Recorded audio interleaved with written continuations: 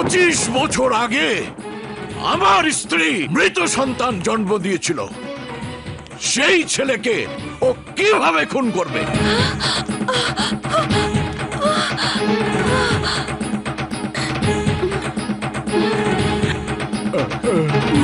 আমি এই বাবুনগরের সবার মনে সাহস জুগিয়ে রাখার জন্য সবাইকে মিথ্যা আশ্বাস দিয়ে বলেছিলাম আমার সন্তান বেঁচে আছে। আমি এও বলেছিলাম 25 বছর পর আমার সন্তান এই বাবুনগরের পবিত্র মাটিতে বীরের বেশে ফিরে আসবে। আমি সেদিন মৃত ছেলের মুখ দেখে অর্ধেক মরে গেছি। আর যখন আমার শত্রুরা আমাকে প্রাণ ভিক্ষা দিয়েছে তখন তখন আমার বাকি মরণ হয়ে গেছে। তুই বলেছিস 25 বছর পর তোর ছেলে বীরের বেশে আমাদের সাথে লড়াই করার জন্য ফিরে আসবে। আমি তোর চোখের সামনে তোর ওই ছেলেকে খুন করে টুকরো টুকরো টুকরো করব, যাতে তুই তোর ছেলেকে দাফন করার জন্য শরীরের একটা অংশ খুঁজে না পাস। আর তুই যদি আত্মহত্যার চেষ্টা করিস তাহলে তোর ছেলে সহ সৈয়দ বাড়ির সবাইকে আমার হাতে মরতে হবে।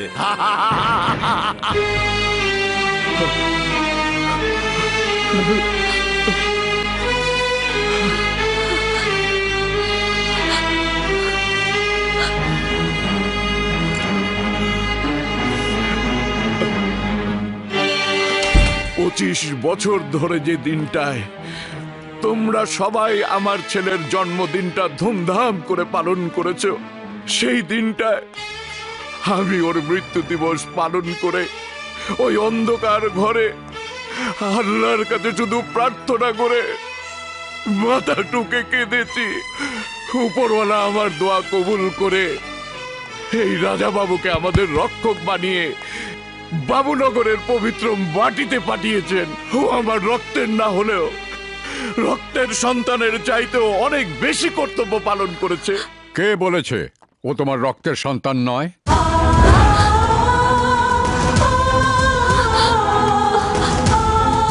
ও তোমারই ওরজাত সন্তান।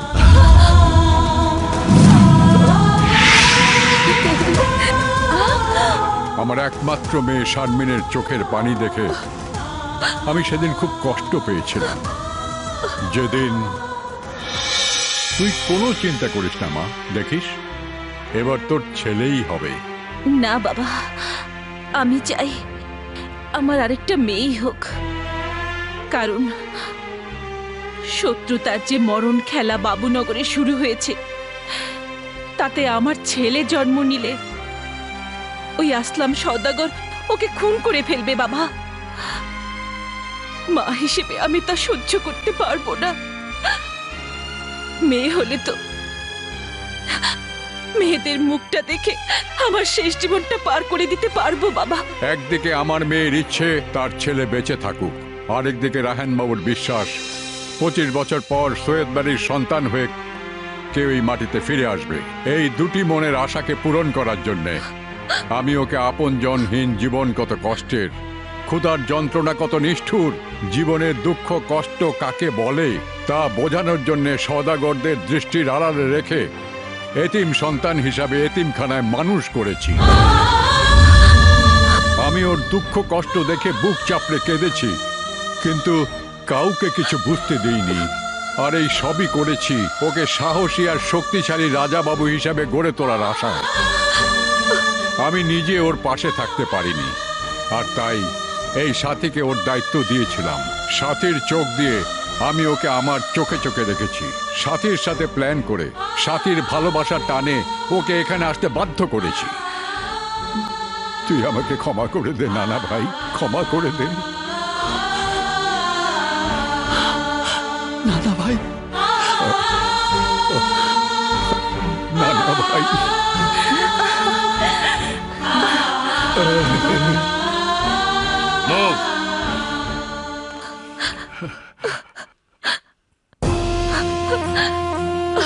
ছেলে জন্ম নিলে শত্রুর হাতে মারা যাবে, সেই ভয়ে তুমি তোমার ছেলে সন্তান হোক তা চাওনি, কিন্তু আমাকে ফিরে পেয়ে বলেছ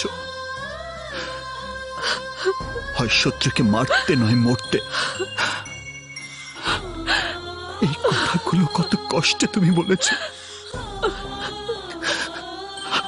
আজ আমি তা বুঝতে পেরেছি মা,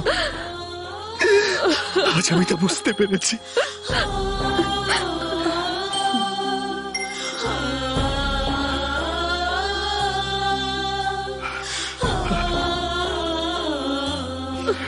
যার জন্য তোর মা 25টি বছর ধরে বিধবা না হয়েও বিধবার শাড়ি পরে এত বড় ত্যাগ স্বীকার করলো, সেই ত্যাগকে তুই ব্যর্থ করে দিস না বাবা, ব্যর্থ করে দিস না। এই বাবুনগরের যতগুলো পরিবার তাদের সন্তান হারিয়েছে, তারা সবাই প্রতিশোধের জন্য তোরই মুখের দিকে তাকিয়ে আছে। এখন সৈয়দ বাড়ির সন্তান হিসাবে তোর যা করা উচিত তুই তাই কর, তাই কর। রাজা বাবুকে যারা মাথার তাজ করে রেখেছে সে এলাকাবাসীর চোখের সামনে রাজা বাবুকে নির্মম ভাবে খুন করতে হবে। ওর সাথী হয়ে যারা আমাদের বিরুদ্ধে লড়াই করতে চেয়েছে ওদের একজনকেও বাঁচতে দিবি না। যা চল।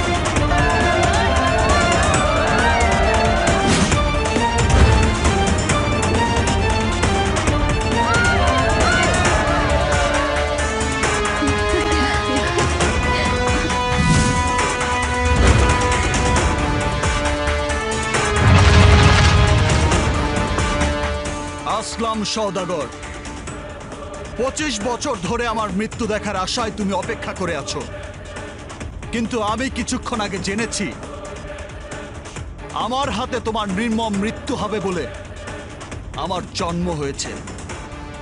তাই তোমার জীবনের শেষ পরিণতি দেখার জন্য আমার পরিবার সহ বাবুনগরের সবাই এখানে উপস্থিত হয়েছে।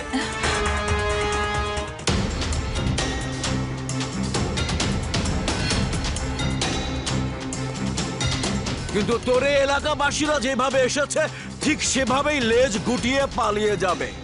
তোর পরিবারের সবাই হার্ট অ্যাটাক করে মরবে যখন আমার হাতে তোর মৃত্যু দেখবে, কারণ আমি সেই ধারালো করাত, যাকে ধরি সে হয়ে যায় বরবাদ।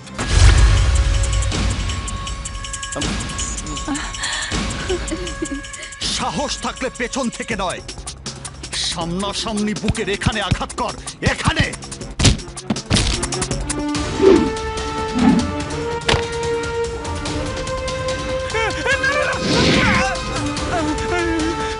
এখন নিশ্চয়ই বুঝতে পেরেছিস মৃত্যুর ভয় কত ভয়ঙ্কর, আর মৃত্যুকে যে ভয় পায় কাউকে মারার সাহস তার থাকে না।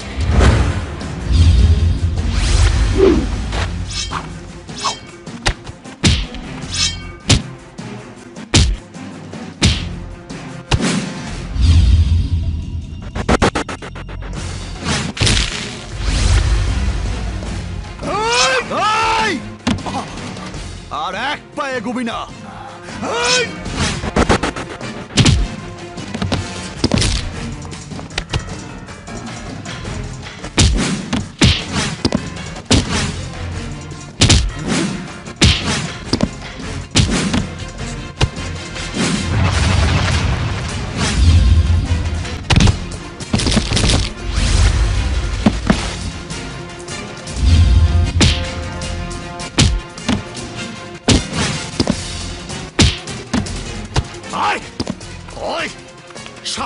তো আমার বাবার গায়ে হাত দিয়ে দেখ তোদের শরীরে সেই হাত থাকে কিনা।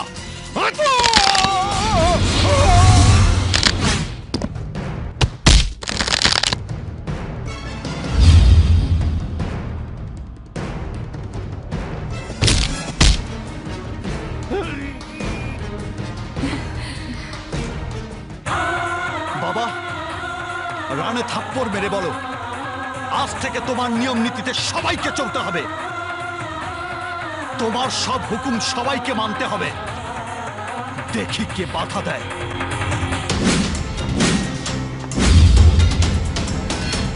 এই, আমরা কারো কোনো হুকুম মানি না, মানবো না, মানার প্রশ্নই আসে না। কারণ সবাই ভেবে কাজ করে, আর ডায়মন্ড কাজ করে সবাই ভাবে। আজ তোকে বোঝাবো আমি সেই ধারালো করাত, যাকে ধরি সে হয়ে যায় বরবাদ।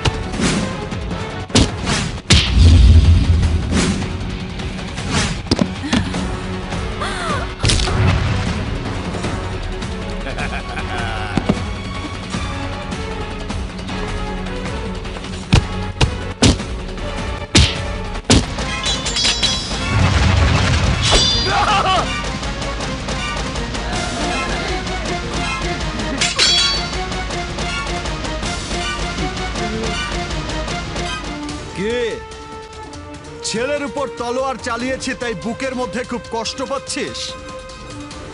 যখন অন্যের সন্তানকে নির্মমভাবে হত্যা করেছিস তখন কি তোর এই হাত দুটো একটুও কাঁপেনি? তুই কি মনে করেছিস একমাত্র তোর সন্তানরাই আদরের, আর এই গরিব দুঃখী অসহায় মানুষের সন্তানরা ডাস্টবিনের আবর্জনা? তোর জন্য আমার খুব দুঃখ হয়। এদের বদলে এই গরিব মানুষদের মুখে যদি দুবেলা দুপুটো খাবার তুলে দিতি তাহলে তোর মৃত্যুর পরেও এই গরিব মানুষটা তোকে মনে রাখতো। যদি কোনো মুমূর্ষু রোগীকে সুস্থ করে তুলতি তাহলে সে সারা জীবন তোর জন্য দুহাত তুলে দোয়া করত, কিন্তু তুই তা করিসনি। শোন, এই জয় পরাজয়ের খেলায় হয় আমি জিতবো আর নয় মরবো, কিন্তু এই খেলায় অন্য কাউকে আর মরতে দেব না। যা, ওকে হাসপাতালে নিয়ে যা। যদি কোনোদিন তোর ছেলে সুস্থ হয়ে আমার সাথে লড়াই করার মতো অবস্থায় ফিরে আসে তখন আমাকে খবর দিস। ঘন্টা, দিন, সপ্তাহ, মাস, বছর যত সময় লাগে লাগুক তাতে আমার কোনো আপত্তি নেই। অনলি ওয়ান কল, শুধু তোর একটা ফোন পাওয়া মাত্রই আমি এখানে এসে হাজির থাকবো। অসম্ভব, ওদেরকে সেই সুযোগ দেয়া যাবে না। ওরা আবার সুযোগ পেলে তোমার পরিবার সহ এই বাবুনগরের সবাইকে মরণ কামড় দেবে। কারণ ওরা মানুষ নয়, হিংস্র জানোয়ার, কুকুরের চাইতেও জঘন্য। তাই কুকুরকে মুগুর দেওয়ার জন্য লাল দালানের বাক্সে ঠোকাতে হবে। Officer, yes sir. Arrest them. আর পড়ে থাকা এই লাশগুলোকে পোস্টমর্টমের জন্য নিয়ে চলুন। Okay sir. এসো। তাড়াতাড়ি যান। রায়হান সাহেব, আসসালামু আলাইকুম। ওয়ালাইকুম আসসালাম। রাজা বাবু, আপনাকে অনেক অনেক ধন্যবাদ। আসি। সালাম আলাইকুম স্যার। এই ওদেরকে নিয়ে চলো।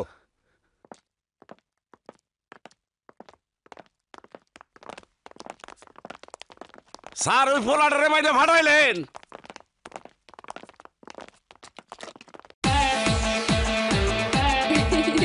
যাও।